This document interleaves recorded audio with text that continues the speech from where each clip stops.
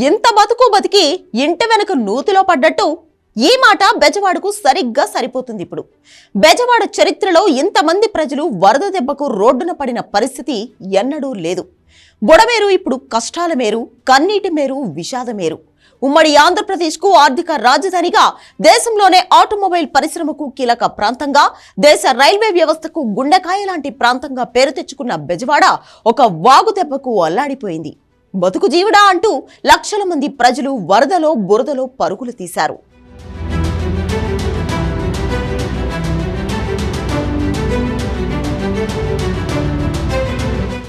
అసలు ఈ బుడమేరు వాగు బెజవాడకు ఎంతకంత ప్రమాదమని ఇప్పుడు ఎవరిని అడిగినా చెప్పే మాట బుడమేరు నగరం నడిబొడ్డు నుంచి ప్రవహించడమే. విజయవాడ నగరం రూరల్లో మొత్తం 6 నియోజకవర్గాలను కలుపుకుంటూ వెళ్తుంది. మైలవరం నియోజకవర్గం మొదలై విజయవాడ పశ్చిమ, సెంట్రల్, తూర్పు, గన్నవరం, పెనమలూరు నియోజకవర్గాల నుంచి ఈ బుడమేరు ప్రయాణం ఉంటుంది. వీటిల్లో మైలవరం, విజయవాడ పశ్చిమ, సెంట్రల్ నియోజకవర్గాలు బాగా ప్రభావితమయ్యాయి మొన్నటి వరదలకు.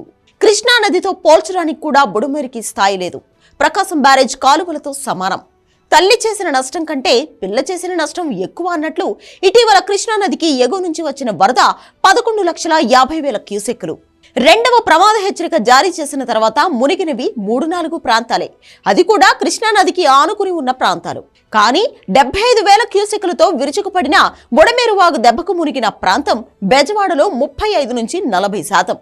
ఇది బుడమేరు ఎంత ప్రమాదమో చెప్పడానికి చిన్న లెక్క.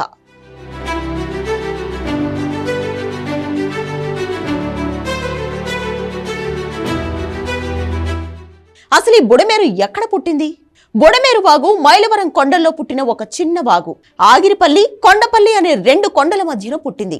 అలా కొండల్లో నుంచి వచ్చే నీటితో ఏడాది పొడవునా నీళ్లు ఉంటాయి.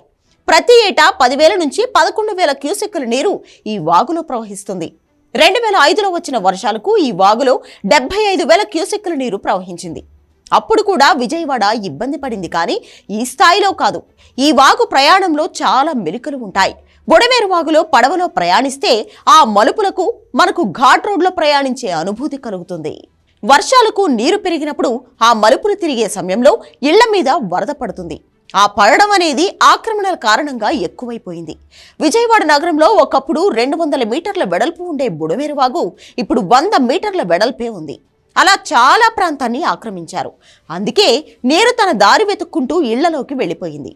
2005లో వచ్చిన వరదల సమయంలో బుడమేరుకి కృష్ణానది తరహాలో రిటైనింగ్ వాల్ నిర్మాణం కొంతమేర జరిగినా ఆ పనులు ముందుకు వెళ్లలేదు.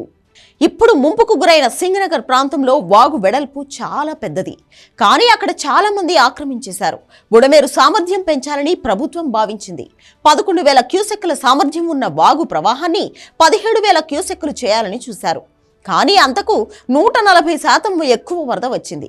అంటే 45,000 క్యూసెక్కుల వరద వచ్చింది. ఎన్టీఆర్ జిల్లాలోని వెలగలేరు వద్ద బుడమేరు వాగుకు డైవర్షన్ కాలువ ఉంది. అక్కడ రెగ్యులేటర్కు 11 గేట్లు ఉన్నాయి. అవి ఎత్తితే పవిత్ర సంగమం వద్ద కృష్ణానదిలో వరద చేరుతుంది. కానీ వరద తీవ్రత పెరగడానికి తెలంగాణ నుంచి వచ్చిన వాగులు, వంకలు బుడమేరులో కలవడమే. దీనితో వెలగలేరు రెగ్యులేటర్పై ఎక్కువ ప్రభావం పడి డైవర్షన్ కాలువకు గండ్లు భారీగా పడ్డాయి. అక్కడి నుంచే విజయవాడ మునగడం మొదలైంది.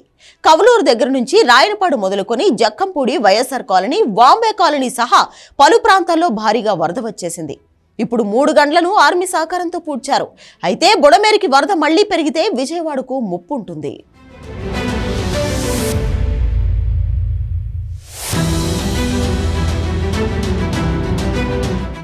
2010 తర్వాత బుడమేరు పరివాహక ప్రాంతంలో కొత్త కాలనీలు వచ్చేశాయి.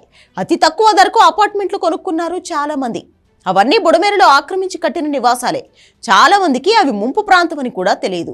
తక్కువ ధరకు ఫ్లాట్ వచ్చిందని మధ్యతరగతి వారు కొనుక్కున్నారు.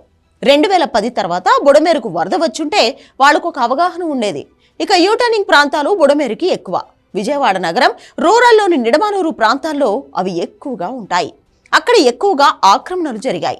వాటిని సవరించాలని 20 ఏళ్ల క్రితమే ప్లాన్ చేసినా ముందుకు పనులు సాగలేదు.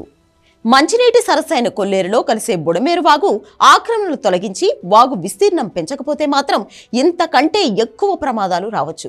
2005లో వచ్చిన 75,000 క్యూసెక్కులను తట్టుకున్న బెజవాడ 45,000 క్యూసెక్కులకే మునిగింది అంటే అది కేవలం ఆక్రమణల పాపమే అని చెప్పాలి. అలాగే బుడమేరు వాగు కరకట్టపై అక్రమంగా మట్టి తోలుకున్నారు. దీనితో కట్ట బలహీన పడిపోయింది. పడిన 3 గంటలకి అదే కారణం. కాబట్టి ప్రభుత్వం శరవేగంగా కట్టను బలోపేతం చేయకపోతే మాత్రం ఇంతకంటే పెద్ద విపత్తులు చూడవచ్చు.